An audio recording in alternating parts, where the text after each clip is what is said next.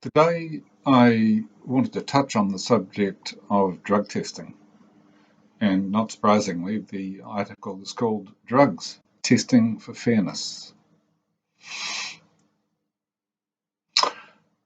I've had a bit to do with drug testing from an employer's perspective, and I have a view or two. In the business I ran until recently, we implemented random drug and alcohol testing group-wide that involved hundreds of people. In the immediate business I led, this implementation led to much consternation. A very high proportion of the team had a close relationship with alcohol, cannabis, and some with P. Before the testing program began, we lost several team members who made the decision that there was no way they would survive random drug testing. Interestingly, they were some of our best and most industrious workers. As the program got underway, we heavily emphasised that what we were doing was part of our commitment to their health and welfare and that of their teammates.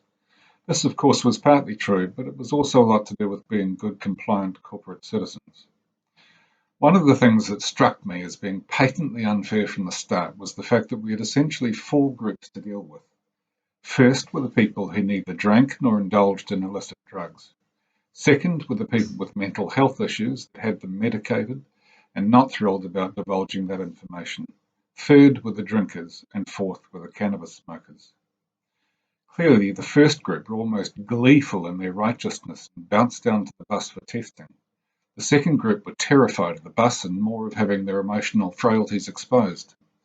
The third group became very confident because they learnt that alcohol passes through the bloodstream very quickly. This meant that they could choose to get pissed up the night before, and by 10 a.m. the next day they could pass a urine test. The final group were in a complete bind. This group were made up of people who had chosen to use cannabis as either a social lubricant or to mitigate stress, anxiety, or depression. This group had the most to fear.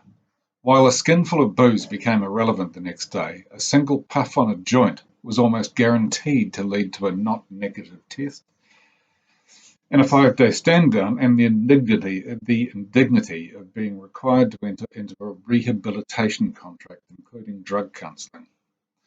Now, I'm not some massive supporter of cannabis use. I smoked like a chimney in my youth and then stopped when it no longer suited me.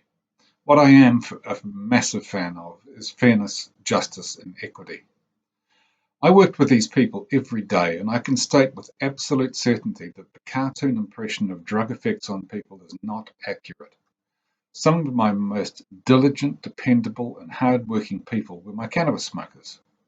What became apparent to me was the inherent unfairness of urine testing. It favours alcoholics and punishes recreational cannabis smokers.